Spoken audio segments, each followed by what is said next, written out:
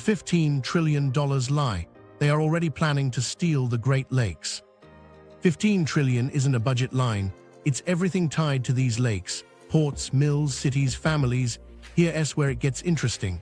The shield everyone trusts, the Great Lakes Compact, looks airtight until you read the carve-outs. 3 quiet doors hide in the text: straddling approvals, public water supply purposes, and water shipped as a product under 5.7 gallons. While governors say never, site selectors trace parcels that kiss the Basin line and draft return flow plans polished for headlines. Engineers in drought country study maps. Someone's already drawing pipes. Someone else plans to look away. To see the plan, we have to expose the first seam. The lie becomes paper-thin. The promise traveled well, no diversions, but law lives in definitions, and definitions carry doors. Door 1 is geography by paperwork, straddling communities and straddling counties. If a municipality sits partly inside the Great Lakes watershed, it can apply for water with strict return flow conditions. If a county touches the basin anywhere, a city outside the hydrologic line can hitch a ride on eligibility. Ridges stop counting. Parcel maps start winning. Door 2 is purpose. Public water supply purposes sounds like households, hospitals, schools. Then come mega campuses, chips, batteries, data centers, built just outside the hydrologic line. A city extends service for jobs. The gate sits behind a public meter, but the draw behaves like a private utility. The daily curve looks like a mid-sized city. The paperwork still checks public. Door 3 is product. The compact treats water withdrawn within the basin and shipped in containers under 5.7 gallons as a product, not a diversion. That means pallets of shrink-wrapped bottles can legally leave with no return flow. Companies call it tiny. Communities living with algae blooms and boil advisories call it cumulative. What nobody wanted to say out loud was how quickly precedent turns into practice. The test that clicked the first lock was Waukesha, Wisconsin. The city sits outside the hydrologic basin, but inside a straddling county, and its groundwater had radium issues. Waukesha applied for Lake Michigan water under the compact's exception, promising to return treated flow to the basin and to limit its service area. After years of scrutiny, the 8 governors approved with tight conditions. The message was careful. This is not a door, this is a single-use key. Keys multiply under pressure. Western reservoirs hit bathtub rings. Just this once becomes a model. Consultants thread service area maps to the millimeter. Return flow plans shine. Governors read job numbers alongside hydrology. Hinges creak. Meanwhile, bottled water permits near tributaries slip through until trucks roll at dawn. It's legal containers under the limit, but hydrology doesn't care about label sizes. A pallet isn't a pipe, but it still leaves the ledger lighter. Add it up by months and brands, and the balance moves quietly. Unanimity sounds like armor. Major diversions require all 8 governors. Campaign seasons soften armor. A governor hears 10,000 jobs and sees a podium. Another faces a recession and sees an investment anchor. The public hears never. The fine print says maybe with conditions. Return flow conditions help, but enforcement lives in real time. A plan that balances on averages can wobble in August when intakes tug harder and receiving streams run warm. Some regulators audit hourly when it matters. Others average quarterly. Companies notice. Site council whispers, pick where definitions breathe. The point isn't that the compact is meaningless. It's that absolute protection becomes paper-thin where language meets pressure. Straddling approvals turn hydrology into geometry. Public purpose smuggles private demand through municipal valves. Product language exports water without accounting. Each exception was drafted for edge cases. Each now functions as a template. Here's the micro-story. A lakeshore town posts boil advisories after a storm spikes nutrients and the summer bloom flares. Same week, a supermarket's back room stacks cases bottled 2 counties away, drawn from the same watershed. Nobody broke a rule. The rule broke trust. And trust is what Basin residents need when the next public expansion asks for more gallons at the ridge. If the law flexes, the map starts to move. Approvals stack. Service areas creep. Product shipments scale to logistics, not lake levels. The paper shield isn't gone, but it isn't armor. It needs teeth, meters, and sunlight. Now the facts that anchor the stakes. The compact bans diversions with narrow exceptions, including straddling communities and counties and public water supply purposes. Waukesha's 2016 approval came with strict return flow and service area limits. The bottled water provision, containers under 5.7 gallons, remains legal if withdrawn inside the basin. Canada's side mirrors the posture. Ontario and Quebec joined the parallel agreement. Provinces later backed federal prohibitions on bulk removals of transboundary waters, and trade deals carved out water in its natural state. None of that stops outbound pallets or edge case service maps. The Western pressure cooker keeps heating calls. The Colorado River's structural deficit turned drought into baseline. Desalination and reuse are real. Continent-spanning pipes remain fantasy against headlift, friction loss, evaporation, energy costs, and lawsuits. But desperation shifts politics before it shifts physics. That's why the basin's moral clarity depends on discipline at home. What changes the slope? Live metering at major withdrawals and returns, posted in days, not quarters. August triggers that ratchet automatically when lake temperatures rise or base flow slips. Consumptive use accounting that counts product in cumulative drawdown. A tighter reading of public that prioritizes households and hospitals over private gates unless offsets are ironclad. Leak loss reduction, lead line swaps, and on-site reuse that holds in heat. Because here's the hinge. The region can't argue never to pipeline fantasy while quietly approving public expansions that act like private taps and waving truckloads through the product loophole. The courtroom will hear the contradiction. So will the next governor staring at a drought headline and a poll. The lie was never that the compact exists. The lie was that it would enforce itself. Faces at the top, the human stake. Start in a kitchen that smells faintly like bleach. A mom twists the tap, watches it sputter, then run clear but cloudy at the edges. It's July bloom season and she's back to the routine. Fill the pot, set the kettle, boil first, then cool. The text alert dinged at 6 a.m. Precautionary advisory after last night's storm. She adds bottled water to the list again.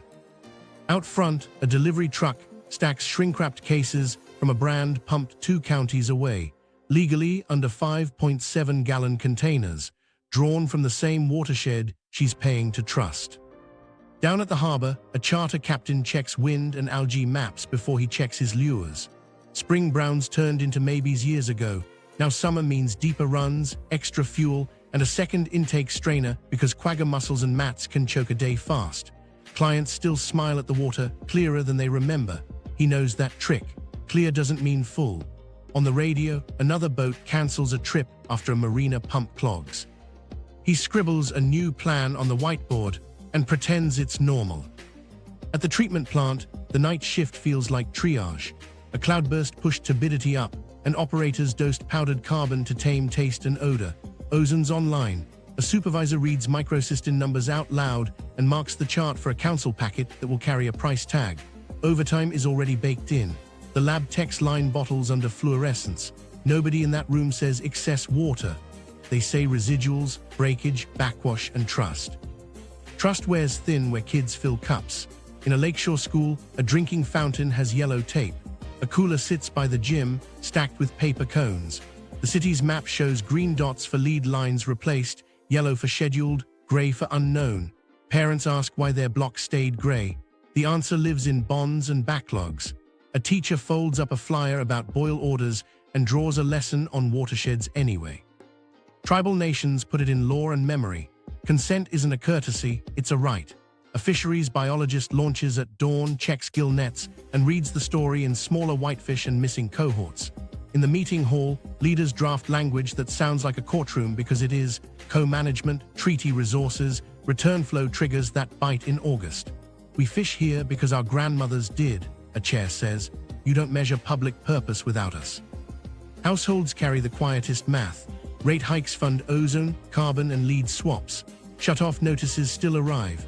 A grandmother on a fixed income keeps payment plans folded under a magnet on the fridge. The warehouse park that broke ground last month brags about a fire loop as big as a neighborhood. She asks the help desk volunteer why her bill jumped. The answer mentions peak demand and leak loss. She nods and reaches for the kettle again. At a port upriver, a scheduler stares at a dredge calendar that never quite matches the water. Low years shaved payloads, high years broke fenders. Each swing costs days and dollars. A paper mill logs a thermal variance request for July's hottest week to avoid a fish kill. The permit is public, the panic is. Microstories tie it together. A municipal operator refreshes a dashboard at 3 a.m. and sees intake temperature creep toward the August trigger line. He texts the industrial liaison, shift the data center to reclaimed now. A minute later, a purple pipe valve turns. The plant holds margin, no headline, just meters. Meanwhile, pallets roll. A bottler's high-capacity well near tributary clears paperwork, legal under product rules. Trucks leave at dawn. A township downstream posts a photo of a riffle turned thin. It's within limits. Limits don't fill a creek in August. Here's the wedge people feel before they learn the terms. Approve a public water supply extension to feed a campus behind fences, and the next time a Western governor says, National Reservoir, your no sounds softer. Residents aren't litigating abstracts. They're living them: boil nights, taped fountains, clogged screens, fry counts, payment plans. They'll back a shield that shows teeth in heat and fairness on bills. They'll fight a paper promise that waves trucks through while telling them to wait for gray dots to turn green. How the shield was forged, origin of the loopholes. To see why the compact carries doors, go back to when this basin was carved into commerce. Canals weren't metaphors, they were knives.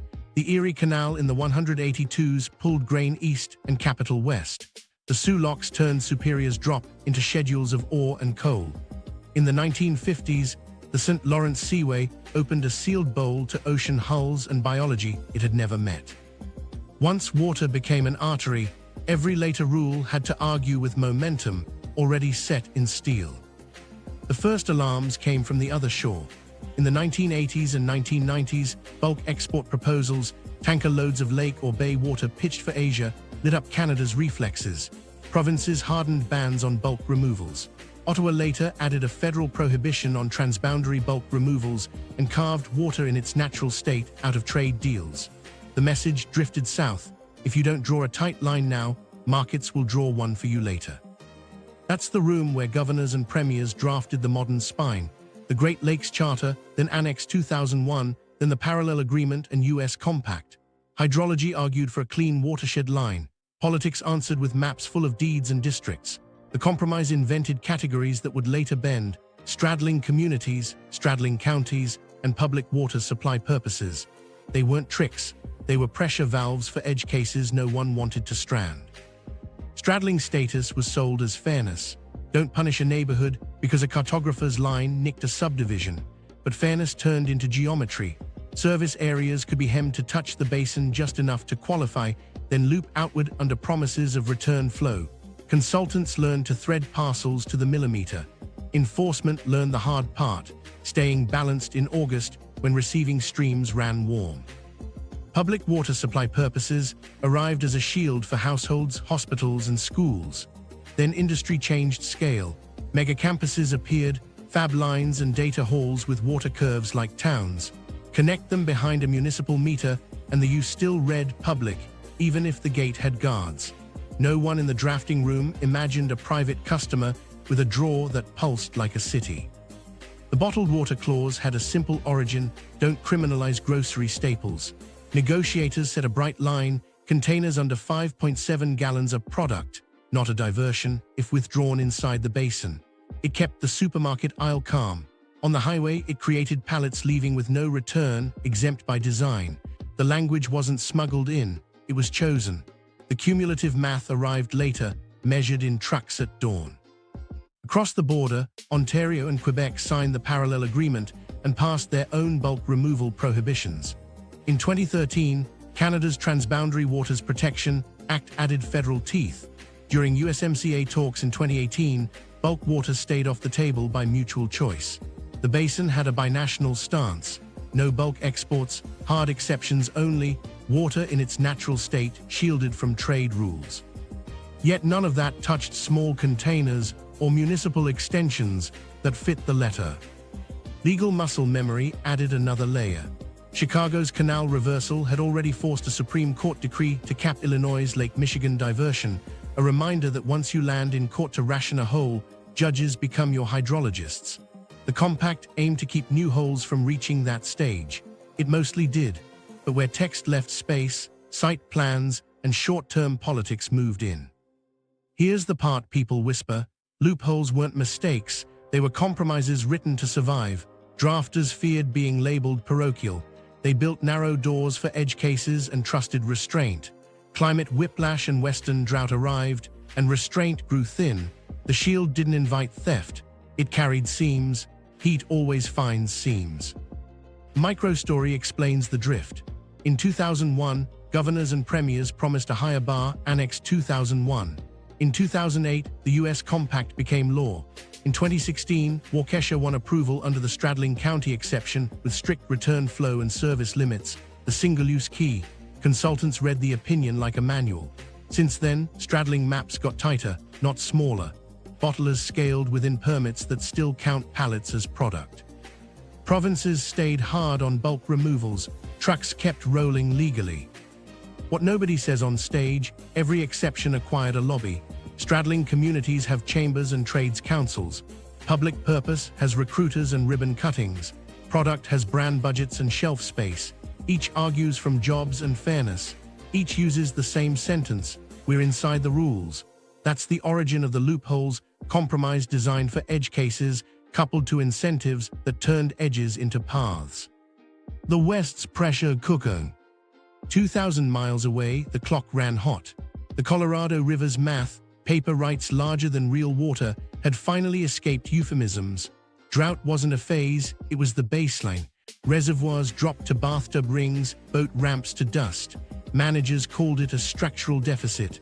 The public learned a harsher phrase: there isn't enough to go around. Cities spoke first in the language of scarcity. Phoenix paid residents to rip lawns and mapped purple pipes like subway lines. Las Vegas turned conservation into brand, cash for turf, near total recycling, and enforcement with teeth. Los Angeles pushed stormwater capture and reuse while juggling imported flows that arrived more often as court cases than gallons. Yet every resilience deck kept a hopeful slide labeled "Import/into Basin." The arrows curved east. Hope travels better than water. Desalination wore a cape in meetings. Build plants on the Pacific or in Mexico's Gulf. Swap that water up the Colorado. On paper, it tidied politics. Desal out, river water freed upstream. In practice, power, brine, permits, and timelines stacked against the calendar. A mess staring at shrinking storage doesn't hear 2037. He hears next August. That's when fantasy lines appear, arcs from Lake Michigan and Superior, as if elevation were a memo, not a mountain. Engineers priced headlift, friction, and evaporation. The bill never ends. Politicians priced headlines. Those arrive on schedule. Trial balloons floated in statehouses. Resolutions urged exploring Great Lakes diversions in national solidarity.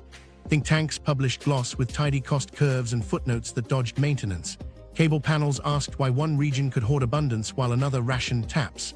Meanwhile, Western utilities did colder math. Reuse delivers control. Desal, if permitted, delivers certainty. 1,000-mile pipelines deliver lawsuits.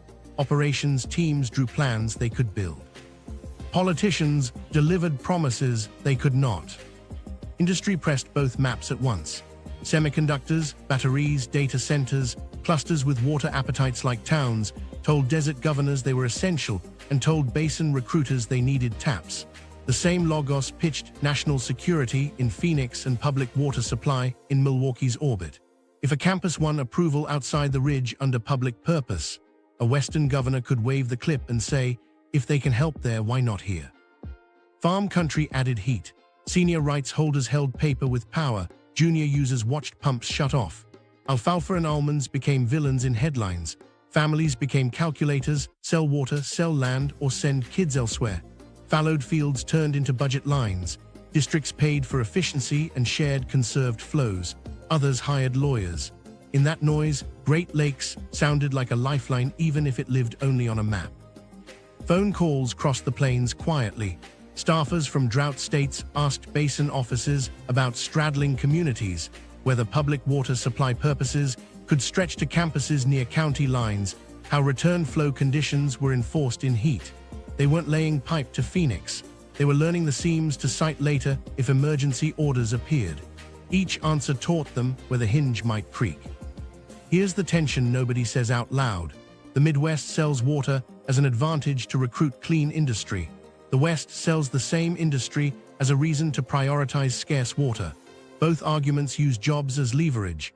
Both depend on public systems carrying private gates. That's why the basin's posture matters beyond speeches.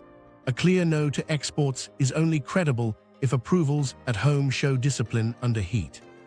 Engineers in the desert still dream big in private. Swap schemes, continental transfers, rail right-of-way trenches, pumped storage linked to pipes. The numbers don't blink. Pumps demand megawatts. Megawatts demand grids. Grids demand water to cool when heat arrives.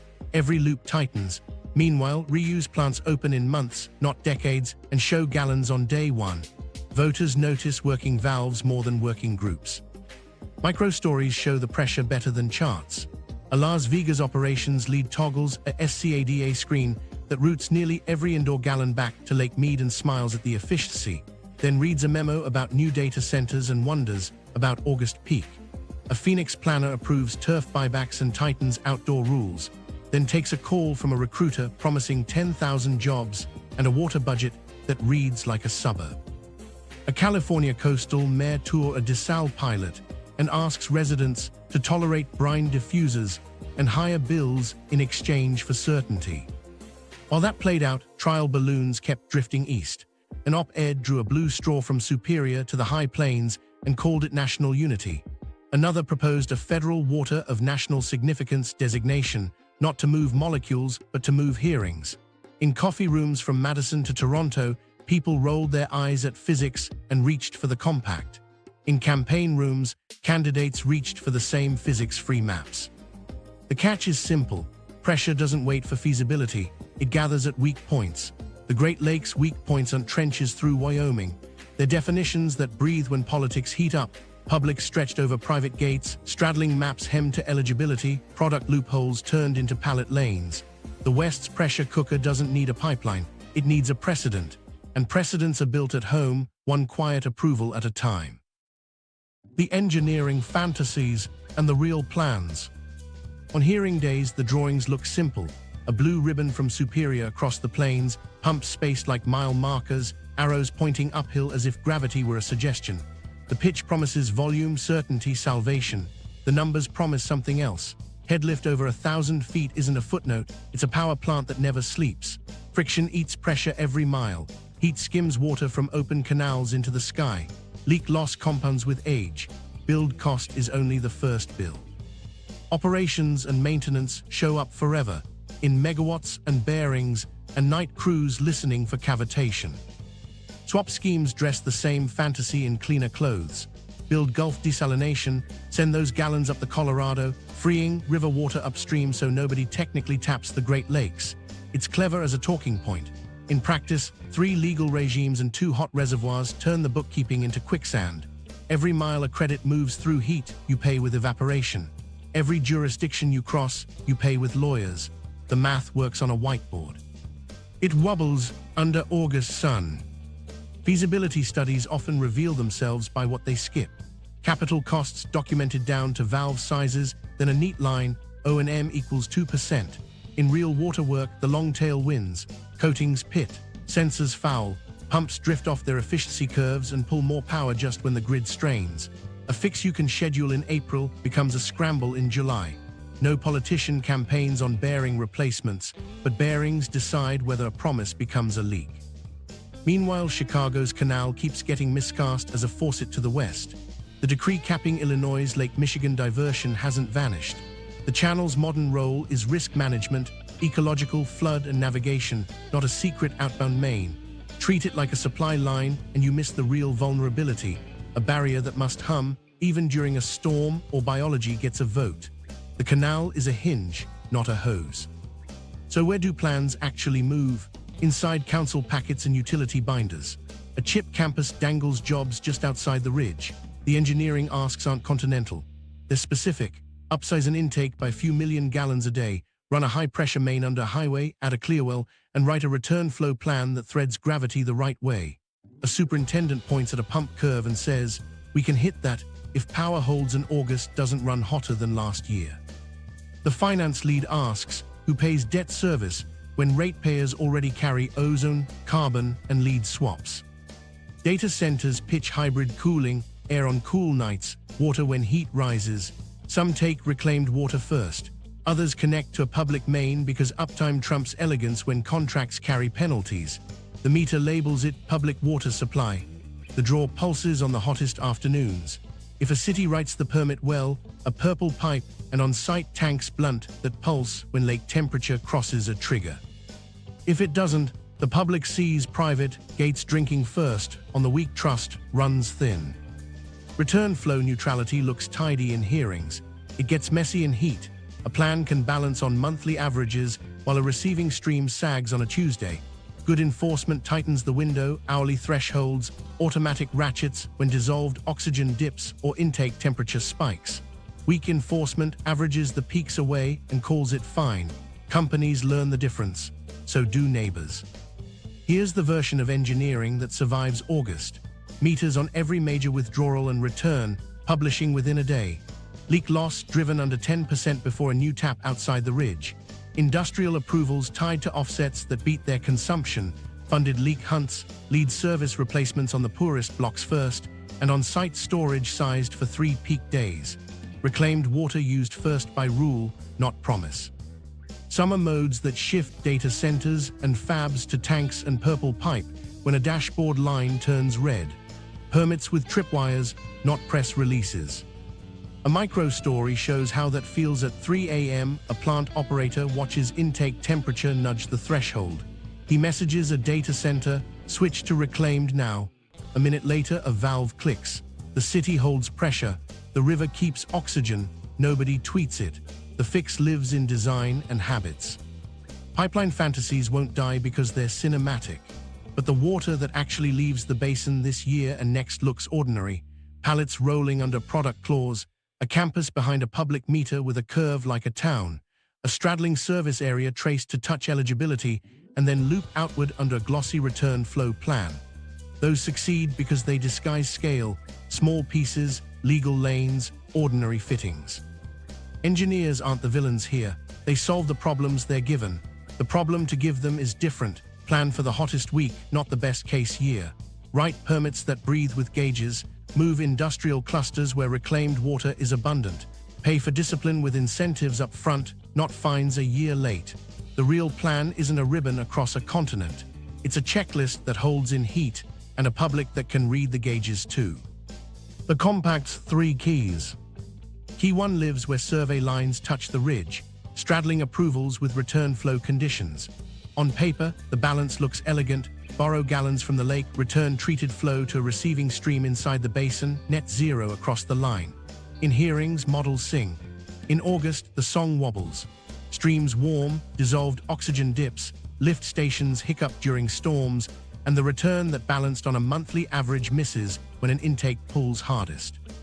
Enforcement is the difference between theory and stress. One regulator demands hourly compliance with automatic ratchets when temperature or oxygen crosses a line. Another accepts quarterly averages that sand smooth the peaks. Companies learn the map. Site council quietly recommends jurisdictions where reasonable means forgiving. Meanwhile, councils at the edge of the basin hear a pitch wrapped in jobs, tax base, and a groundbreaking. The return flow appendix stays in the packet while the ribbon waits in a box. Key 2 hides in a definition stretched thin, public water supply purposes. The drafters meant households, hospitals, schools. Then water-hungry campuses arrived, chip fabs with ultra-pure rinse loops, battery lines with steady pulses, data centers that gulp when heat arrives. Put them behind a municipal meter and the letter fits. A public system serving customers. The spirit strains when a private gate drinks like a town. Utilities try to square the circle with contracts that demand return flow neutrality. For every gallon consumed, fund leak loss reductions, lead service replacements, and on-site storage that together return more than the campus takes, especially on hot weeks. Good actors sign and publish dashboards. Others negotiate best efforts, then lean on averages. Discipline is the hinge. If a city prioritizes hospitals and households when a trigger hits, the campus must shift to reclaimed and tanks without a phone call. If it doesn't, public becomes a slogan on a valve that opens first when trust runs thinnest. Key 3 is the smallest door with the broadest shadow. Containers under 5.7 gallons, product, not diversion, if withdrawn inside the basin. The origin was simple: don't criminalize grocery staples. The outcome is pallets at dawn, trucks outbound, no return flow, cumulative drawdown invisible to the ordinary ledger. A bottler drills a high-capacity well near tributary headwater, meets state permits, and ships legally. A township downstream posts creek photos where riffles thin to mirrors in late summer. Both are within limits. Limits written for aisles, not aquifers. Don't count pallets against a basin-wide budget the public can see. That's the sleight of hand, lawful removal that never shows up in the compact's headlines because the containers are small enough to dodge the word diversion. These 3 keys link when incentives lean on them. A governor facing layoffs hears public water supply and imagines a training center, supplier clusters, and a campaign trail shot. A mayor reads a straddling approval like a ticket to relevance. A bottler promises jobs that fit on one parking lot and delivers in weeks, not years. Each move fits the letter. Together, they thin the shield. The contradiction is fatal in courtrooms and town halls. You can't sell moral clarity against thousand-mile straws while approving local extensions that behave like private taps and waving pallets through a loophole on the same week a Boyle advisory hits. So what makes the keys harder to turn? Start with meters that publish within a day, not a quarter, for every major withdrawal and return. Municipal, industrial bottler clusters, so neighbors can see yesterday's line. Tie straddling approvals to August proof conditions. Hourly return flow quality and volume with automatic cuts when receiving streams warm or oxygen dips, not reasonable efforts. Narrow public purpose, with offsets that beat consumption before groundbreakings, documented leak loss drives under 10%, lead lines removed first on the poorest blocks, on-site storage sized for the hottest 3 days, and mandatory reclaimed priority during triggers. Shift product from invisible to accountable. Meter high capacity withdrawals feeding bottlers, publish daily volumes, require cumulative drawdown accounting at the nearest gauge, and embed community consent thresholds. If base flow falls below a band, expansions pause. Micro-stories show it working. A purple pipe district feeds a data center's chillers by default. When intake temperature kisses a line in August, an automated message closes the potable valve and the facility rides tanks and reclaimed for 48 hours. A superintendent takes a photo of the dashboard and sleeps. A bottler's permit adds a live meter on a public page. When a dry month flattens the nearby creek, the company cuts shifts and funds upstream wetland acres per the permit. The township still grumbles. They also see the gauge rebound before school starts. And where it fails, a straddling extension balances on annual averages, the outfall warms a shallow reach on a Thursday, and the city asks for forgiveness with a letter the next month. A campus contract nods at reuse, then claims technical constraints when a trigger hits. A bottler posts quarterly totals in PDFs nobody reads while trucks queue at dawn. Those aren't stories about villains. They're about rules written for comfort, not heat. Here's the payoff. Hardened keys protect never without speeches. When triggers are automatic and offsets come first, the basin's posture sells itself. A Western governor can wave a drought headline. A judge can read a precedent. The public can open a phone and see yesterday's gallons. Public looks like people first. Straddling looks like balance in August. Product looks like a number in the ledger, not a rumor on a ramp. That's how a paper shield learns to hold. People caught in the middle. Before dawn, a charter captain scrolls wind arrows and bloom dots with one thumb and rubs a grease stain off his other palm. He changes lures to deeper spoons, packs an extra intake strainer, and rewrites the day on a whiteboard. Run north, drop at 80, watch the green edge. 2 slips down, a marina shuts pumps to clear mats. He tells his clients it's a later start. They nod at water so clear it looks like a postcard. He knows clearer just means hungrier below. Unknown to him, 3 towns over, a plant operator watches a dashboard climb, turbidity up after a midnight storm, taste compounds drifting, intake temperature creeping. Carbon is already dosing, ozone hums. A line on the screen glows near August's trigger. He texts an industrial liaison, shift to reclaimed now. A purple pipe valve turns. For a minute, the room is only the sound of air moving through metal. A grandmother in a brick duplex opens a bill and presses her finger against the new total like it might give. Ozone, carbon, lead swaps. She's read the mailers. Shut-off notices still come. She keeps a stack of payment plans under a magnet on her fridge and a kettle on the stove. At the bus stop, someone mentions a warehouse parks ribbon cutting, good jobs, big fire loop, served by public water. She doesn't say anything. She adds a jug to her grocery list because the text alert this morning said precautionary boil after heavy rain. Crosstown, a teacher tapes off a fountain and sets a cooler by the gym. The city's map shows green dots where lead lines are gone, yellow for scheduled, gray for unknown. Her block is gray. A fourth grader asks why bottled water from 2 counties away counts as fine when the tap doesn't. She pauses, then says, "We're fixing pipes and watching the lake. Both matter." After lunch, she hands a flyer about boil orders to a parent who already knows. At a county board meeting, an Indigenous council chair lays out maps of spawning grounds and a list of triggers. Intake temperatures, dissolved oxygen thresholds, fry counts. Consent isn't a courtesy, she says. It's law. If you stretch public around a fence, your offsets need to hold in heat. The room is quiet. Everyone knows the job's pitch lands tomorrow with glossy renderings.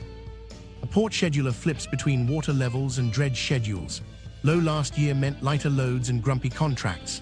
High this spring snapped fenders and closed a berth during a northerly. He calls a cement terminal and reshuffles labor. Inland, a paper mill submits a thermal variance request for July's hottest week, boxed by rules that keep a river alive. The planner who files it knows the headlines read colder than the choice feels. Meanwhile, pallets move. A bottler's high-capacity well near tributary runs at dawn, legal under the small container clause. Trucks line up. Downstream, a township posts a photo of a riffle turned thin. Comments fill with recipes for filters and anger that doesn't fit email subject lines. The permit says within limits. The creek doesn't know those words. Micro moments stack. A utility night crew chalks an X on asphalt and digs until the hiss of a hidden leak stops. The superintendent circles loss dropping from 18 to 15% on the control room whiteboard and grins because those gallons won't have to come from the lake. A data center operator gets the reclaimed now message and flips a toggle to tanks without waking a manager. A charter client cancels for maybe algae. The captain refunds half and burns a little more fuel to hunt deeper.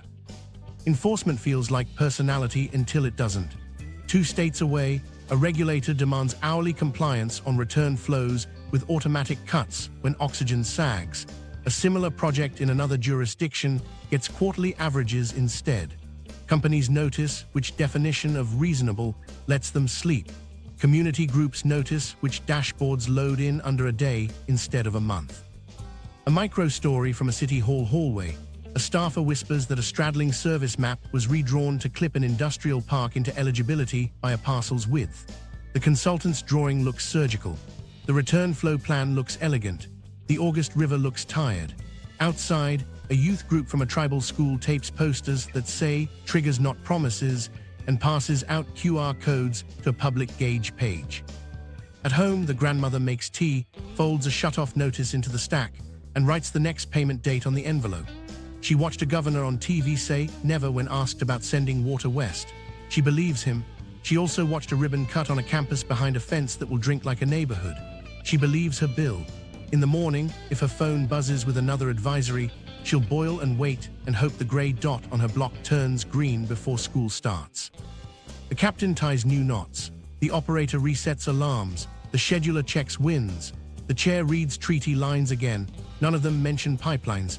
Their fight is local, triggers that bite, definitions that don't bend under heat, pallets that count toward a ledger, and maps that honor ridges more than press conferences. If the basin holds there, in kitchens, control rooms, and creeks, the big never can speak for itself. If it wobbles, the next ask won't arrive as a pipe.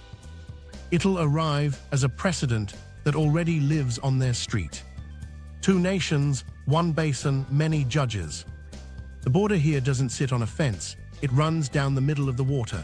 When conflicts flare, the first name anyone says is the 1909 Boundary Waters Treaty and its referee, the International Joint Commission. The rule is simple on paper: don't cause injury to the other side. The power is subtler: boards, studies, sunlight, and conditions on works that change flows or levels. It steadies tempers. It doesn't send sheriffs.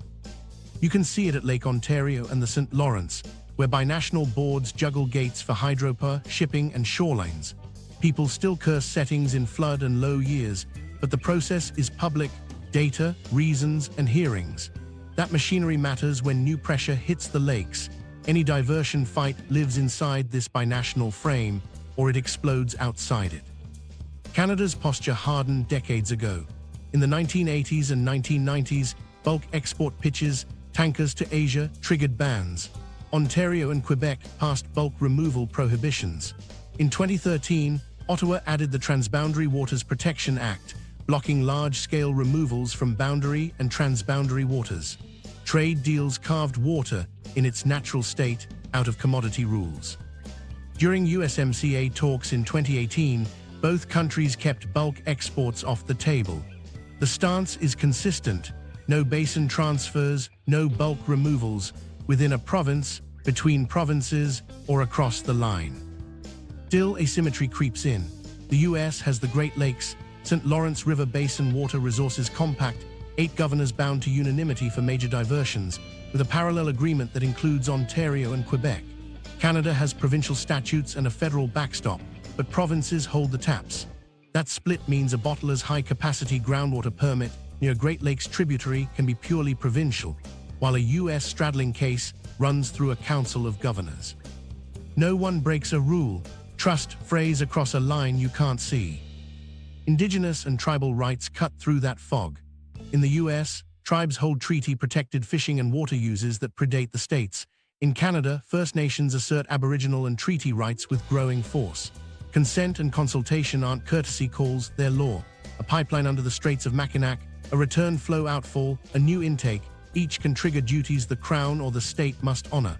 When councils say co-management, they mean jurisdiction, not a photo. Courts keep writing the margins of this map. The Supreme Court's decree capping Illinois' Lake Michigan diversion is still the rulebook.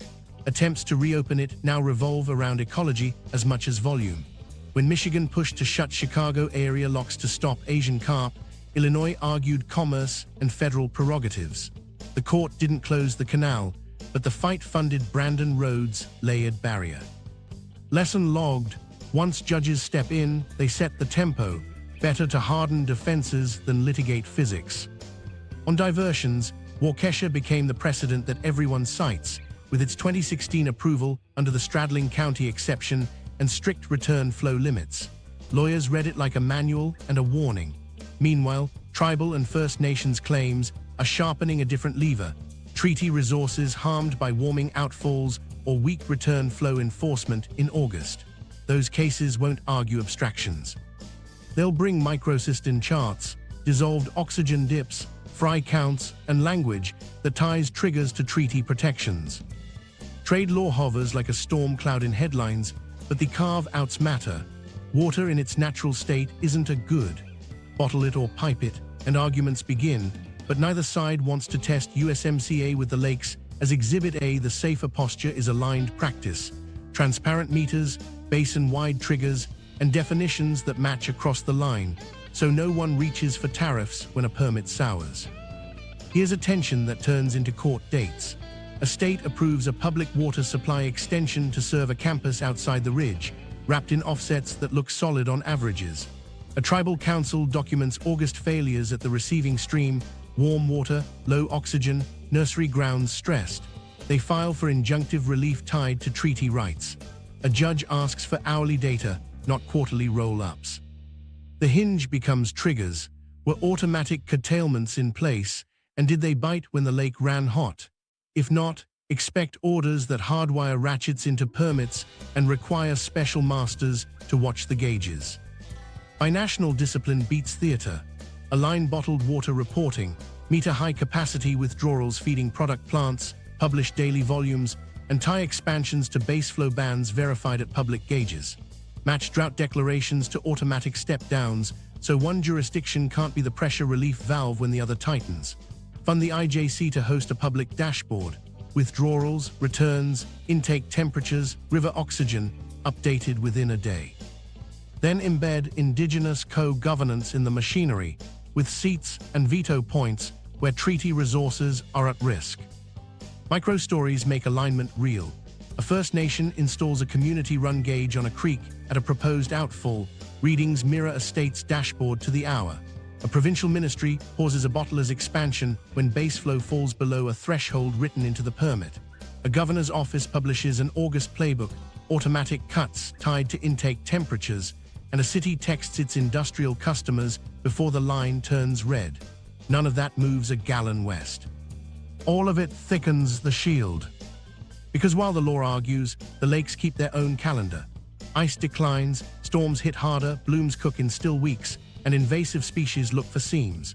If both countries, provinces, states, tribes, and First Nations read from the same gauges and live by the same triggers, never survives election cycles. If definitions breathe differently on each shore, courtrooms redraw the map for everyone. One basin, many judges, so the rules have to read like one voice. Climate whiplash, moving goalposts.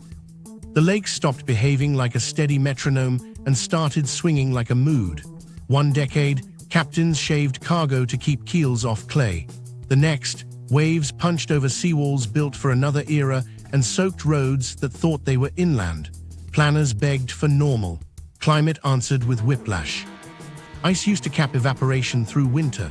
Since the 1970s, average ice cover has trended down, arriving later and leaving earlier. That opened a longer evaporation season, quiet loss that doesn't make headlines. Then the atmosphere did the opposite trick, holding more moisture and dumping it in bursts. A low year arrives when warm, ice-free autumns let the sky steal. A high year follows when loaded storms hammer the basin. The curve that used to drift now snaps. Ports feel it first. On low years, draft restrictions shave hundreds of tons per inch, turning contracts into arguments. Dredges race windows and budgets. High years snap fenders, push seiche into berths, and force sudden closures when a northerly stacks water like a slope. Schedulers write two plans and live in the gap. One shallow bar or one overtopping day ripples into overtime upriver and missed windows down the chain. Homes on bluffs hear the change at night.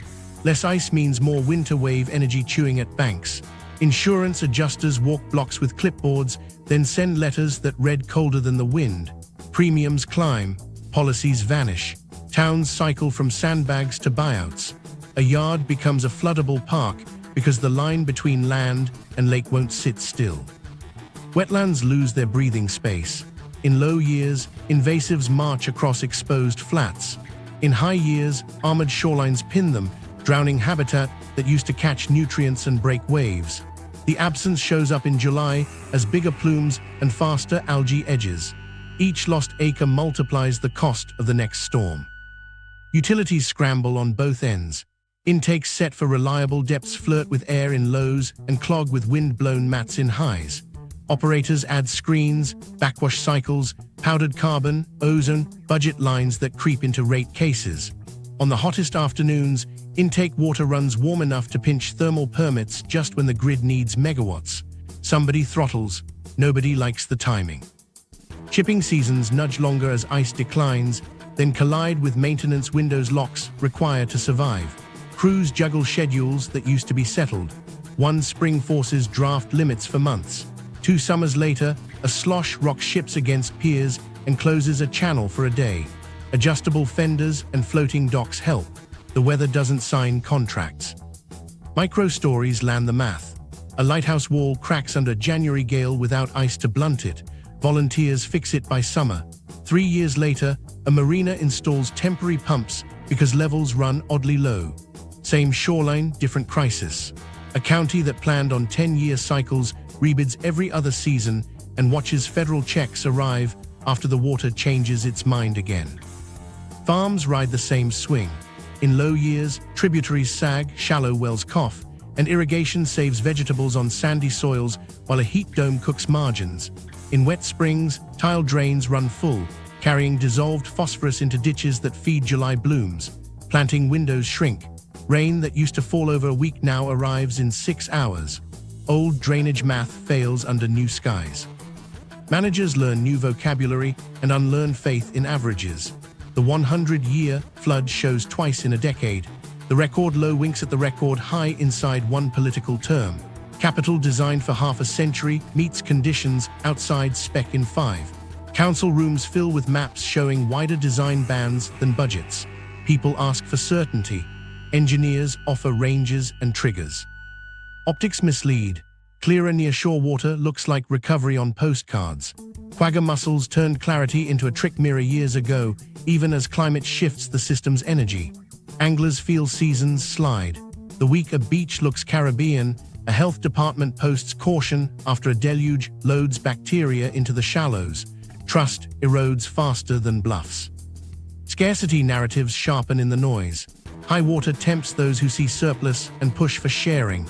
Low water arms those who argue fragility and demand tighter rules. Both are true in pieces. Extremes amplify pressure on definitions, permits, and promises. The only posture that holds is discipline that moves with gauges, not podiums. So the playbook changes from plans to dials. Tie withdrawals to sub-watershed gauges, not basin pride. Ratchet allowable peaks down automatically when intake temperature crosses a line, base flow dips, or dissolved oxygen sags. Publish major withdrawals and returns within a day so the public can see yesterday's line, not last quarter's average. Build wetland chains at river mouths to strip pulses before July. Treat leak loss as a source, not a footnote. Size on-site storage at thirsty campuses for the hottest 3 days, then make purple pipe the default when triggers flip. Micro moment, a superintendent circles 3 dashboard numbers, intake temp, bloom risk, industrial draw, and texts shift now before red. A utility crew patches a hidden leak and drop system lost 2 points, freeing more than a proposed tap. A county board funds buyouts for repeat flood lots and ties the vote to a wetland map, not sympathy. Climate didn't rewrite physics. It sped them up and raised the cost of being wrong. If triggers rule August, the shield thickens. If averages define comfort, the goalposts will keep moving and the precedent pipeline will flow, no headline needed. The lakes, quiet rewrites. Clarity fooled everyone first. On calm mornings, the lakes turned sapphire and glass, sunlight punching deeper than anyone remembered. Families said it looked healthy again. Meanwhile, zebra and quagga mussels were filtering the water like an invisible factory, stripping out plankton that fed larvae and everything up the chain. Sonar screens went pretty and empty. Bait clouds thinned. The base of the food web slid downward into shells. Chemistry stepped out next. Mid-century toxins, PCBs, mercury, heavy metals had settled into river mud, quiet until storms scoured banks and rolled brown tongues into open water. Big rains are rummage sales. The lake inherits what history stored. Caps hold until 100-year rain arrives twice in a decade. Then the seam shows, and a dredged hotspot becomes a repeat job. Nearshore algae sieges learn the new calendar. Western Lake Erie wrote the warning label in 2014, microcystin above safe thresholds, a city told not to drink. Other intakes now read the same script every July. Phosphorus slips from fields through tiles after wet springs, heat stalls wind, and cyanobacteria bloom. Utilities dose powdered carbon, switch on ozone, and price advanced oxidation into rates. Households pay twice, on the bill and at the register. Invasives rewired energy routes. Round goby snapped shells and vacuumed eggs from nests, turning predators into opportunists fed by invaders. Native whitefish cohorts went missing. Perch slipped. Managers who once tuned species with stocking trucks and harvest rules started talking in maybes. The base kept moving. Infrastructure debt made every adaptation slower. Lead service lines hide under lawns. Combined sewers blink red in storms. Privatization pitched speed. Contracts delivered metrics that missed neighborhoods. Response times instead of grace on shutoffs. Call centers over leak crews. Rates rose anyway. Trust fell faster. Then came the lesson nobody in the basin can ignore. In April 2014, Flint switched its source to save money. Corrosion control failed. Lead leached from aging pipes into taps, and roughly 140,000 people were exposed. An emergency manager structure meant decisions traveled faster than accountability. Parents learn to read lab slips. Grandmothers learn the vocabulary of neurologists. The fix wasn't just chemistry, it was governance. When a system treats budgets before bodies, pipes become policy, and trust breaks the way metal does, at the weak points first, then all at once. That memory sits under every rate hearing and every ribbon cutting along these shores. A micro-story lands the irony. After a storm, a lakeshore mom gets a precautionary boil text. The corner store stacks bottled water from a brand pumping legally inside the basin under the small container clause. She buys redundancy while her bill climbs to pay for carbon and ozone. Outbound pallets, inbound invoices, no law broken, trust cracked. Mussels created a trick mirror. Clearer water warmed faster along rocky reefs and let sunlight fuel different blooms. Filaments and mats rotted on beaches in August, stinking through postcard days. Offshore, productivity shifted in time and place, confusing fish and the people who chase them. Once reliable bites slid a month, sonar marks scattered. Utilities learned to operate on a hair trigger. Intake screens foul faster under mussel drifts and algal pulses. Backwash cycles multiply. Operators watch buoy lines like traders. Temperature, turbidity, chlorophyll, taste and odor doesn't care about budgets. Timing is the difference between trust and complaint lines. Toxins never left, they grew unfamiliar. Microplastics joined the list.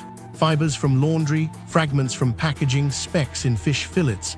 The health science lags, the advisories creep. PFAS made a new column in rate cases, granulated activated carbon or ion exchange, and where to landfill the spent media. Residents learned new acronyms because they had to. Meanwhile, the fixes that work look like chores, not victories. Wetland chains at rivermouths catch phosphorus if you build enough acres in the right places. Green streets and storage shave storm peaks. Smart valves reroute combined flows before plants drown. Separate sewers where budgets allow, sensors and rules where they don't. Leak loss treated like a source. Night crews with listening gear. Pressure zones tightened. Dashboards that show loss falling from 18 to 15 to 12%. Indigenous co-governance moved from language to triggers. Consent tied to outcomes, bloom days, fry counts, lens levels rather than checks and plaques. Projects arrived with automatic ratchets. When intake temperature crosses a line in August, industrial peaks step down by rule and shift to reclaimed. When fall cools, the system loosens, careful and documented. A council chair can point to yesterday's meter and a promise that held at noon. Affordability became a hinge, not a footnote. Lifeline rates keep essential use connected. Steep steps make pools and oversized cooling towers carry July's cost. Shut-off moratoriums during heat advisories. Lead line swaps on the poorest blocks first, not the easiest ones. When a city asks for voluntary cuts on a hot week, people listen if the wrench work showed up in winter. A micro moment proves the pattern. A superintendent's whiteboard shows 3 lines: intake temperature, bloom risk, industrial draw. The first 2 rise, so he triggers the plan, texts the data center to flip to purple pipe and tanks, shifts the chip plant off potable for 48 hours, and posts yesterday's withdrawals by dawn. The lake breathes. No speeches, just rules. None of this returns the lakes to a postcard. Mussels changed the mirror. Storms rummage what we tried to bury. Blooms follow heat. Toxins add new names. The quiet rewrites are the work. Meters that publish fast, triggers that bite, wetlands that breathe, pipes that leak less, consents with teeth. Do that and the shield stops being a story and becomes a system that holds on the weak that matters. Clean industry, thirsty demands. The new economy arrived with clean logos and quiet intakes. Chips, batteries, and data centers promised national resilience, then slid water budgets across tables that read like small towns. Every deck said efficient. Every curve still gulped when heat hit. Start with chips. A cutting-edge fab runs millions of gallons a day through ultra-pure rinse loops. Engineers brag about reclaim 3, sometimes 4 turns before discharge. It's real progress. Absolute flow still spikes. A utility director studies the request and sees mains to upsize, clear wells to expand, and organics to polish differently. He pushes for return flow neutrality. If the plant consumes, it funds leak loss hunts and lead swaps that free more than it takes, verified in August. The site team nods. The contract grows a schedule with deadlines and ratios. In July, those numbers decide whether the promise holds. Batteries bring a steadier pulse. Cathode lines need rinse steps that leave no film. Dry rooms guzzle electricity and still need cooling. Solvent recovery adds water polishing to an already long checklist. A gigafactory's draw doesn't spike like a stadium. It hums heavy. In a rate case, that hum becomes dollars on every household bill unless offsets land first. Data centers pitch hybrid cooling, air when nights are cool, water when afternoons climb. Some anchor next to wastewater plants and take reclaimed by design. Others tap municipal mains because uptime is king. The meter counts them as public water supply. The gate has guards. On hot weeks, their curves arrive exactly when intake temperatures creep. That's where permits either breathe or wobble. A good one forces a switch to purple pipe, and on-site tanks the moment a trigger line lights red. Meanwhile, the aging fleet refuses to leave the stage. Nuclear plants anchor a decarbonizing grid and sit on big intakes. Thermal permits pinch when river or near-shore water runs warm. The same week a chip cluster tests full load, the grid calls for steady megawatts. Somebody flexes, either the plant or the factories. Timing is the cost. Hydrogen shows up as a fix in slides. Electrolyzers split water into fuel for steel, shipping, storage. The liters per kilogram look small until a cluster lands. Purification and cooling push real water budgets into summer stress. A port city imagines green bunkering, then rewrites intake math and delays a year to build tanks and reclaimed feed. Cities try to thread the needle with specs written like engineering, not speeches. Closed-loop cooling where feasible, reclaimed first by rule. On-site storage sized for 3 peak days, real-time reporting the public can follow. Approvals tied to offsets that land before groundbreakings, loss under 10%, lead gone on the poorest blocks first. When August arrives, nobody needs a phone call. Micro-story, a data center signs for reclaimed. The utility says the plant can polish enough effluent if someone pays. The developer funds filters and tanks. The city guarantees a baseline reclaimed supply. When a heat dome hits, an automated text flips the site to tanks and purple pipe. The potable valve stays shut for 48 hours. The control room breathes. No headline, just a plan. Industry can be a partner. Breweries switch to membrane bioreactors and feed boilers with their own effluent. Chip fabs publish water intensity and compete to drive it down. Battery plants share a campus purple loop, so rinse water travels next door instead of to the lake. Each move shaves demand where it hurts most, on hot days. The tension doesn't vanish. Growth anchors tax bases that pay for pipes. Growth also steals moral leverage when the basin argues never to exports. Approve a thirsty campus beyond the ridge and you owe proof. Gallons return through leak hunts, August triggers that bite automatically, dashboards that publish yesterday's line. Without that, public purpose becomes a slogan over a private gate. Pricing decides whether conservation feels like punishment. Lifeline tiers keep essential use affordable. Steep steps make lawns and oversized towers pay July's cost. Ban shutoffs during heat advisories. Pair bills with fixes. Free leak repairs for low-income customers. City-installed fixtures. Immediate credits for proven savings. Ask for shorter showers in heat only after the wrench showed up in winter. Place matters as much as tech. Site clusters where reclaimed is abundant. Permit storage in advance. Tie interties between systems to resilience, not stealth exports. Fund wetland chains upstream as part of every intake expansion. Write offsets into law, not press releases. A superintendent keeps a whiteboard with 3 lines: intake temperature, bloom risk, industrial draw, and circles the weeks when all 3 go red. Those are the days discipline either exists on paper or gets invented at 3 a.m. Clean industry doesn't have to mean thirsty systems.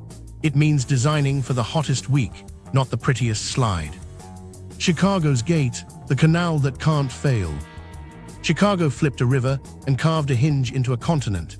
The sanitary and ship canals sent the city's waste toward the Mississippi and away from Lake Michigan, then stitched barge lanes between 2 giant basins that evolution kept apart. A Supreme Court decree still caps how much Lake Michigan water Illinois can divert. That fight was about volume. Today's fight is about biology and time. Downstream near Joliet, the Army Corps runs electric barriers, metal grids sunk in the channel pushing a pulsed field through water.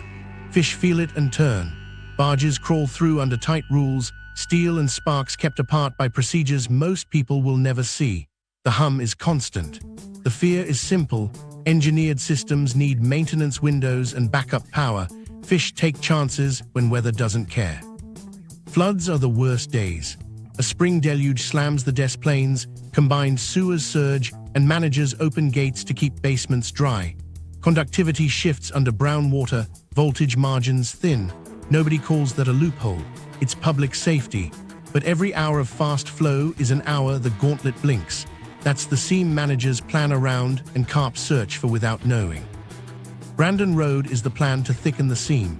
Layered defenses, stronger electric fields, sound arrays fish avoid, bubble curtains that confuse swimming, engineered channels that slow traffic just enough to keep power hot. It's meticulous, expensive, and moving in phases. Illinois carries the sponsor role. Michigan, Wisconsin, and others write checks because someone else's river is their front door. Appropriations slip. Construction schedules creep. Biology isn't patient. Field crews keep score. Nets and electrofishing turn up natives and the usual invaders. Adult bighead and silver carp aren't confirmed in open water above the barriers. Environmental DNA still drifts in samples like a nervous whisper. Not proof, not comfort. The nightmare is a sequence, not a surprise. A few adults riding a bow wave past a barrier on a flood pulse, eggs drifting into backwaters that feel like home, juveniles hiding in slack corners until they aren't rumors anymore. Once a year class takes hold, eradication leaves the vocabulary. Management becomes forever. Commerce isn't a villain in this story. The canal moves grain, aggregates, scrap, chemicals. Closing it outright would shove cargo onto roads and rails that don't have slack. That's why the answer isn't a concrete plug. It's redundancy, backup power that actually starts under load, duplicate electric fields, so one can go down without opening the door. Lock operations that tighten during floods, even if it costs a day's revenue. Rapid response crews staged and contracted in advance, so the first detection triggers boats, nets, and shockers, not meetings. The barrier zone feels like a tension line. A tow captain calls it the crawl, watches voltage readouts and current, and logs instructions like his insurance depends on handwriting. A survey tech hauls a net and exhales when it's ordinary. A mayor upstream signs off on flood operations and prepares to explain to angry residents why water moved fast last night. A tribal biologist reads eDNA results and writes, monitor immediately, in a margin already crowded with numbers. What nobody should forget, the canal is a two-way risk, treating it as a faucet misses that it's a funnel for trouble in. Silver carp aren't the only worry. Floods can push pollutants across divides, stormwater can turn sewage into headlines, power blips can stumble gates. The fix is never one device. It's a system, barriers, power, procedures, drills, that behaves like muscle memory under adrenaline. Micro moment that lands the stakes. Voltage dips during a heat wave. A backup generator hiccups. The core crew switches to a redundant field while a tug idles in a holding pocket. A barge radio crackles. The lockmaster holds traffic until readouts settle. 5 minutes feel like 50. The line steadies. A log rolls past the grid and pops like a warning. Nobody cheers. They write it down. Funding can't wobble. Treat Brandon Road like a mortgage. Pay installments. Audit maintenance. Ask dull questions. How many hours on backup units? How many times did alarms test under load? When did crews last drill a carp scene scenario? Bring shipping to the table early. A line item that buys delay today can protect a fishery tomorrow. Build trust with transparency. Post barrier uptime, drill frequency, lock advisories, so suspicion doesn't grow in the dark. Here's the quiet link back to every never. A basin fighting carp at shoreline won't have the political, financial, or emotional bandwidth to hold the line on anything else. A breach here drains attention everywhere, treatment plants budgeting for shifted blooms, fisheries rewriting rules, ports paying for fouled intakes. The back door we cut to save a city made the lakes stronger and weaker at once. That's not a scandal, it's an obligation. So the hum south of Chicago is more than sound. It's a promise that can't fail quietly. If it does, the lakes won't give us time to catch up. That's why the canal isn't a chapter we visit. It's a character we live with, demanding, imperfect, and decisive on the days that decide whether never still means anything. The coming courtroom map. The first knock won't be a pipe dream, it'll be a filing. A tribal nation asserts treaty-protected fisheries are being harmed by a straddling approval whose return flow plan fails on the hottest weeks. Their brief blends law and August, dissolved oxygen dips at the outfall, intake temperatures crossing triggers, fry counts falling in nursery reaches. The city answers with quarterly averages and jobs. A judge asks one question that slices the room: what happens at 2 p.m. in August? If the permit lacks hourly triggers and automatic cuts, expect an injunction that writes them in. Next comes product. A township downstream from a bottler's high-capacity well documents baseflow flattening during dry spells. The company cites the compact's small container clause. Under 5.7 gallons is a product, not a diversion, plus perfect compliance. Plaintiffs frame it as cumulative drawdown disguised as commerce and pull the public trust doctrine off the shelf. The state holds navigable waters in trust for the people. The court won't rewrite the compact. It can still require metering, public daily reporting, and community consent thresholds that pause expansions when gauges dip below set bands. Then the precedent everyone already knows: Waukesha. The 2016 decision approved a straddling county diversion with strict conditions and a tight service area. Lawyers treat it like scripture and scissors. A city that leans on public water supply purposes to serve a campus outside the ridge will lift Waukesha's language and dare the Council of Governors to say no. Opponents will cite the same decision's spine: return flow quality, enforceable limits, narrow geography, and argue that private gates behind a municipal meter violate the spirit even if they satisfy the letter. The council's unanimity is law, campaign calendars bend it. That's why litigants will try another door: treaty claims. Treaty rights are not optics. In U.S. courts, they're bedrock. A case that ties a permit's August failures to measurable harm in treaty fisheries, warmer water, lower oxygen, stressed year classes, can force specific performance. Triggers that bite, special masters to watch gauges, penalties that escalate beyond parking ticket fines. Expect orders that swap reasonable efforts for automatic curtailment when intake temperature exceeds X or dissolved oxygen drops below Y, verified by public dashboards, updated within a day. Meanwhile, binational law frames the stage. The 1909 Boundary Waters Treaty's no-injury rule and the International Joint Commission's process won't decide a state permit. They will add sunlight and science. If cross-border injury appears, baseflow reductions near a shared river, nutrient pulses tied to new outfalls, an IJC reference can load the record with hydrology and force conditions that match on both shores. Courts like records, politicians like cover.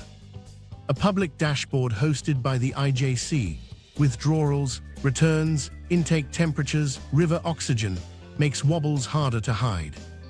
The Supreme Court's old decree capping Illinois' Lake Michigan diversion still sits in the background like a metronome.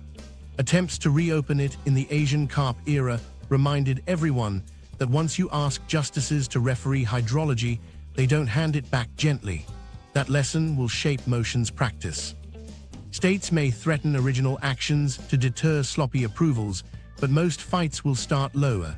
State courts for permits, federal courts for treaties and compacts, administrative boards for groundwater and discharge. Penalties decide behavior. Right now, fines for missed reporting or drifty return flows can be cheaper than diligence. The next wave of rulings will aim for structure, bond requirements that trigger if consumptive use exceeds thresholds in heat, automatic reductions in allowable peaks tied to missed data windows, and tax incentive clawbacks when offsets fail. Judges prefer dials over speeches. Consent decrees with triggers, not promises, will become a genre. Expect a bottled water test. A coalition will argue that while the compact exempts small containers, state public trust and cumulative impact doctrines demand accounting and consent. Defense will waive the statute. The hinge becomes data. If daily meters show outbound volumes and baseflow gauges show stress, the court can require ratchets without redefining diversion, pause expansions when creeks fall below set bands, require upstream wetland offsets, and publish it all. Sunlight first, limits next. Micro-stories walk into court as exhibits. A superintendent's screenshot showing an August trigger hit and an industrial switch to reclaimed within minutes proves discipline. A township's photo series of a riffle shrinking the same week's pallets spiked proves arithmetic. A tribal biologist's log of fry counts rebounding after outfall triggers bite proves causation. Judges don't live on abstractions, they read clocks. The likely captions over the next 2 years look like this: August triggers required, public purpose narrowed by offsets, product volumes metered and disclosed, treaty consent decisive, special master appointed, automatic ratchets enforced. None of those headlines lays a pipe to Phoenix. Everyone closes a quiet door. And here's the point for people who never plan to read a brief. Courtrooms will decide whether the shield speaks in gauges or in averages. If permits arrive with tripwires, offsets land before ribbon cuttings, and dashboards publish within a day, judges will nod and step back.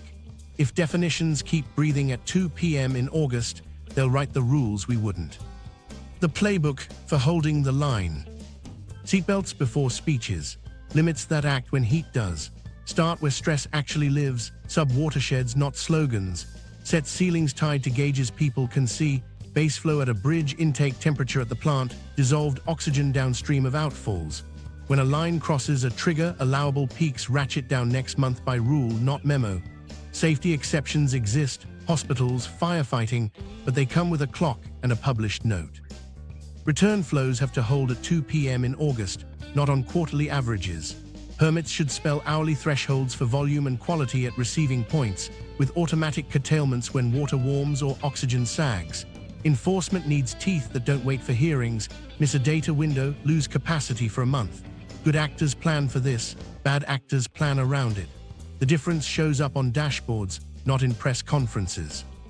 Public water supply can't be a magic word for private gates. If a chip fab or data center sits behind a municipal meter, approvals must demand offsets that beat consumption before groundbreakings. Leak loss under 10%, lead lines gone first on the poorest blocks, on-site storage sized for the hottest 3 days, and reclaimed first operations whenever triggers flip. Put it in contracts with penalties that bite in heat, not in audits a year later. Make product visible. The small container clause won't vanish tomorrow, but it can't stay invisible. Meter high-capacity withdrawals supplying bottlers, publish daily volumes, and tie expansions to base flow bands at a public gauge. If a creek slips below a threshold, shifts pause automatically. Layer upstream wetland offsets into every permit, acres built before production scales. No more pallets without a ledger entry the public can read. Turn transparency into habit, not heroism. Meters on every major withdrawal and return, municipal, industrial, bottler clusters, publishing within a day. Yesterday's gallons, today's intake temperature. A simple color band people understand. Tie consequences to the screen. Misreporting, lose allowable peak next month. Hit drought triggers, step down automatically. Quiet enforcement prevents loud theater. Fix the plumbing limits depend on. Loss is the cheapest water a city will ever find. Mandate third-party audits, fund night crews, and chase pressure drops block by block until loss falls below 10%. Replace lead service lines block by block, with public lists and dates, no partials, no invoices that bury families. Every swap earns leverage when you ask for voluntary curbs in heat. Give water room. Buy out repeat flood parcels at fair prices, mortgage, taxes, time, and convert them to wetlands and floodable parks that catch pulses before July, break waves in high years, and breathe in low ones. Tie intake expansions to upstream marsh miles restored. Build the filter that protects the pipe. Agriculture needs proof, not promises. Set tributary phosphorus caps with milestones. Pay for measured reductions at the edge of fields.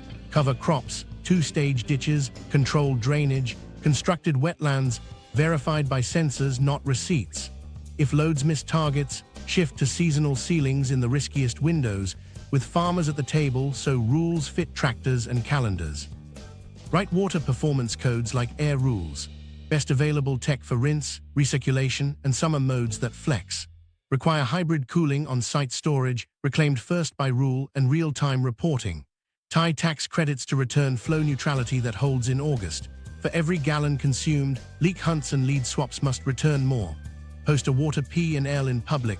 Liters withdrawn, recycled, returned, offsets funded, updated weekly.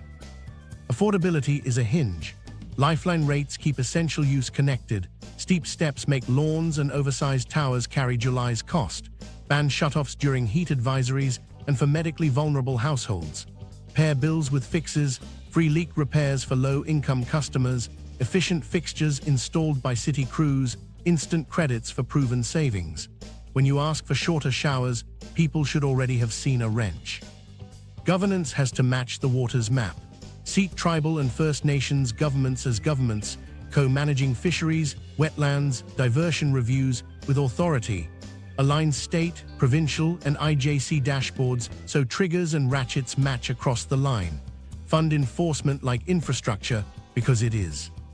Micro moment done right. A superintendent sees intake temperature kiss the line, texts shift now, and watches industrial meters slide to purple pipe and tanks. A crew fixes a leak that frees more water than a proposed tap. A township clicks a gauge and sees a bottler's meter step down during a dry week. No speeches, just rules that hold when heat arrives. That's the playbook. Fix the system before it's sold.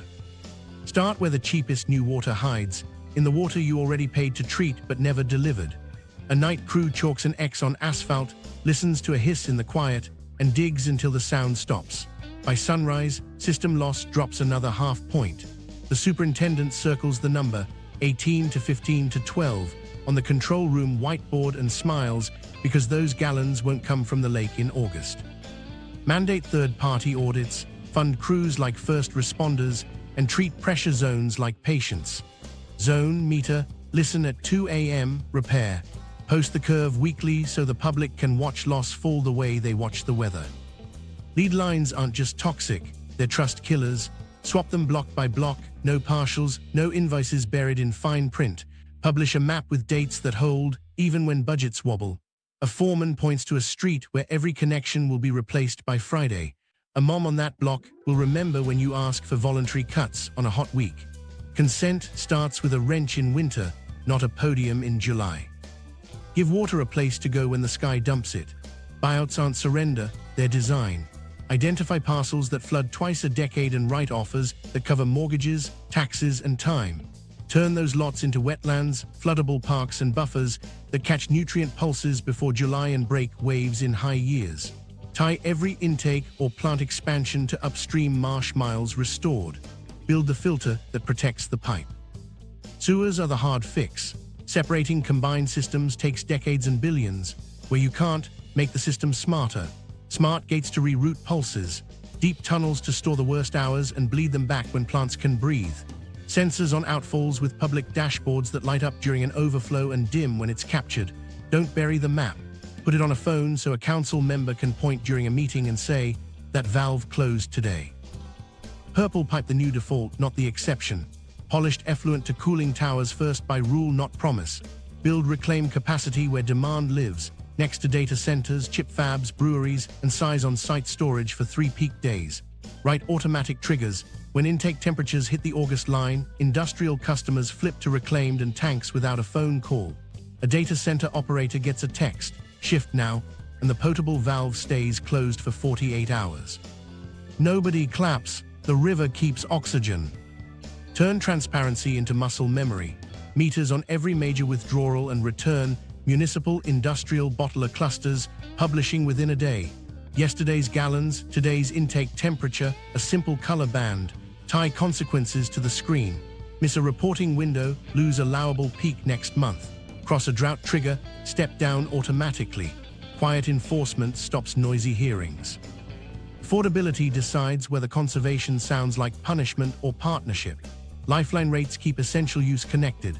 Steep steps make pools and oversized cooling towers carry July's cost. Ban shutoffs during heat advisories and for medically vulnerable households.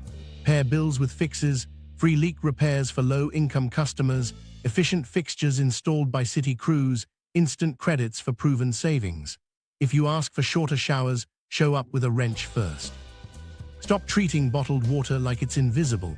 The small container clause won't vanish overnight, but it can't stay in the dark. Meter high-capacity withdrawals feeding product plants, publish daily volumes, and link expansions to baseflow bands at a public gauge. If the creek slips below the threshold in a dry month, shifts pause automatically. Require upstream wetland offsets before a new line starts. Outbound pallets should have a ledger entry the public can read. Contracts have to answer to gauges, not quarterly slides. If a city invites a private operator, write the agreement to the map. Affordability protections, no shutoffs in heat, performance tied to leak loss and lead swaps on the poorest blocks first, not call center metrics. Bake public dashboards into the contract, with penalties that bite before rates rise, or keep it public and copy the same rules. Control isn't ideology. It's who picks up the phone when the dashboard blinks red at 2 a.m. Make resilience boring and stocked. Strategic reserves aren't just oil nostalgia, they're dry chemicals and parts. Soda ash, lime, replacement membranes, spare screens, backup power staged within a day's truck roll of the plant. Rotation rules keep inventory fresh. Release thresholds reference hydrology, not headlines. When a dry week clips shipments, the reserve buys calm without press conferences. Put co-governance in the operating manual. Seat tribal nations and First Nations as governments in diversion reviews, wetland planning, and nutrient targets, with authority and veto paths tied to treaty resources. Align state, provincial, and IJC dashboards so triggers match across the line. When an intake hits the temperature limit in one jurisdiction, industrial peaks step down basin-wide by rule. One basin, one set of dials. Agriculture needs proof at the edge of fields, not promises in binders. Set tributary phosphorus caps with milestones. Pay for measured reductions, cover crops, two-stage ditches, controlled drainage, constructed wetlands verified by sensors. When voluntary stalls, switch to seasonal ceilings in the riskiest windows, with farmers at the table so rules fit tractors and calendars. Publish the loads at the mouth of each creek so progress, good or bad, lands in daylight. Industrial growth must earn its draw before the ribbon. Return flow neutrality that holds in August. For every gallon consumed, leak hunts and lead swaps free more. Hybrid cooling that defaults to reclaimed, on-site storage for peak days and real-time reporting. Site clusters where reclaim is abundant and interties are for resilience, not stealth exports.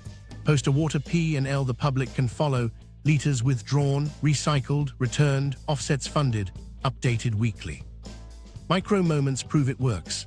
A crew cuts a leak and frees more water than a proposed tap. A bottler's meter ticks down during a dry week because the permit said it must. A grandmother gets a lifeline rate, a fixed leak, and a lead swap before summer. A superintendent sees the dashboard line kiss red and watches industrial meters slide to purple pipe and tanks without a phone call. No drama, just rules that hold when heat arrives. Fix the system before it's sold isn't a slogan. It's a checklist that turns never from posture into practice. Loss turned into supply, lead gone where trust is thinnest, wetlands built before intakes expand, smart sewers that breathe, reclaimed first by rule, product counted in the ledger, contracts that answer to gauges, and co-governance with teeth. Do that dull work now and the next hot week becomes a drill, not a defense of a loophole. Limits only work if the plumbing stops leaking. This is how the shield stops being paper and starts acting like steel. The counteroffensive, jobs without the pipe. The pivot starts where scarcity meets design. If thirsty industries are the future, put them where the water already cycles twice. Site chip back-end plants, battery assembly, and data centers on the edge of big wastewater plants, with purple pipe written into the site plan, not tacked on at the end. Shared loops move polished effluent to chillers and rinse lines by default, and on-site storage smooths the hottest week. A recruiter's pitch changes from cheap water to certain water, and certainty is what CFOs sign for. Approvals become leverage, not giveaways. A mayor stands behind a podium and sets the rule out loud. No permit without proof that leak loss drops and lead lines vanish faster than your draw grows. A battery park cuts a ribbon and shows receipts. Miles of old mains replaced, grey dots turned green on the lead map. Loss driven under 10% before a single rinse line spun up. Jobs land, and so does trust, because offsets show up on a public dashboard before the first inv. Industrial parks can run like ecosystems. A brewery's membrane bioreactor feeds a neighbor's boilers. A food processor's warm effluent becomes a data center's cooling feed after a polish.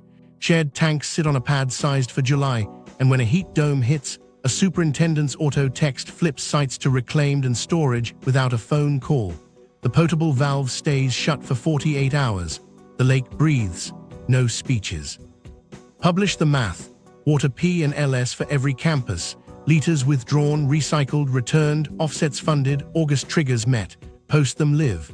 A council member can point to a chart and say, "This is why we said yes," while a grandmother taps the same screen and sees her block's lead lines gone as part of the deal. Accountability moves from promises to numbers people can read.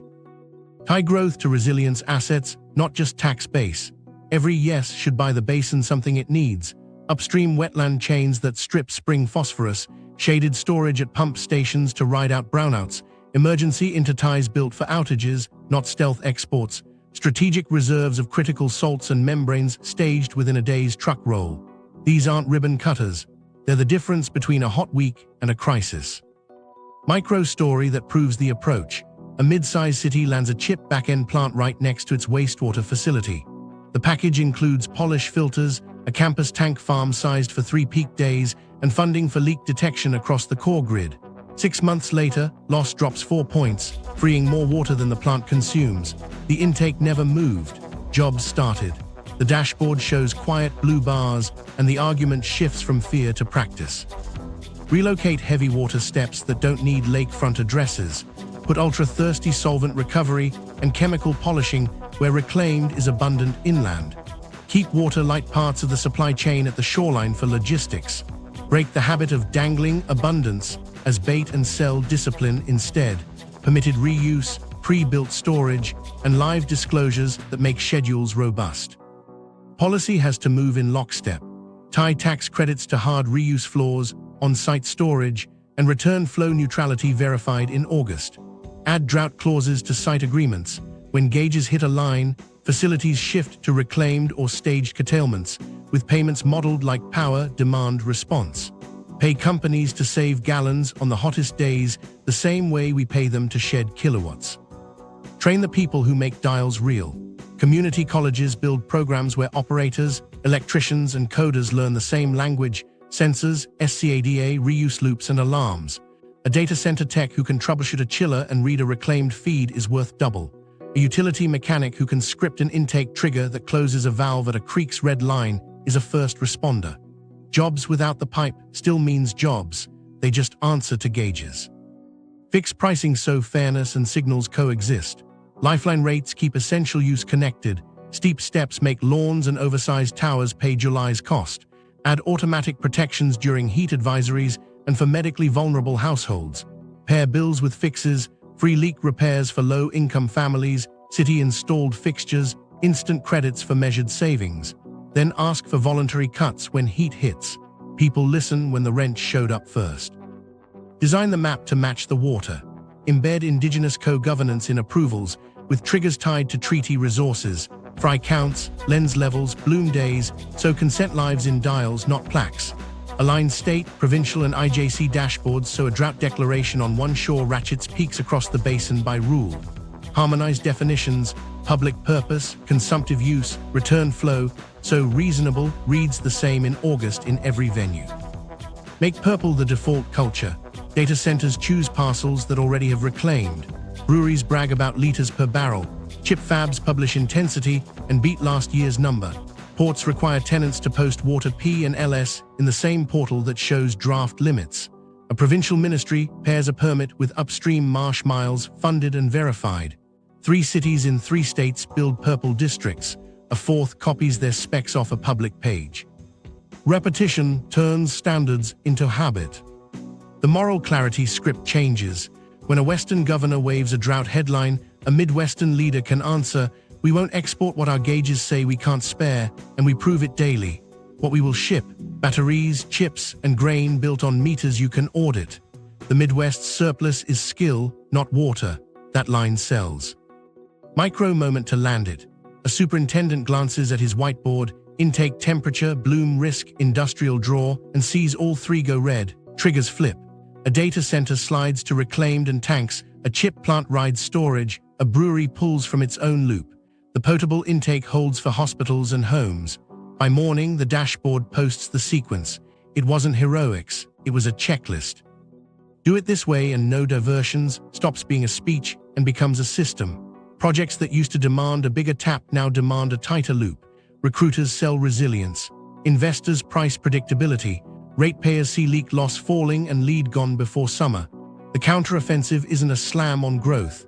It's a standard that makes the never credible when the next drought headline lands on a governor's desk. Because the alternative already showed up. Quiet, legal pathways that thin the shield, one pallet, one campus, one August wobble at a time. Jobs without the pipe is how you close those paths, by writing discipline into where things are built, how they're fed, and what flips when the line turns red. That's the only kind of growth that strengthens, never, instead of selling it off in pieces. What the lakes decide. This ends one way, either gauges rule August or myths do, and the lakes will answer to whichever we choose. If you want the canal fight, the triggers and the deals that set real limits, watch the follow-up and subscribe. Then show up to your rate hearing with one ask. Publish leak loss and return flow numbers, tied to automatic triggers, no excuses. That's how Never survives the next hot week.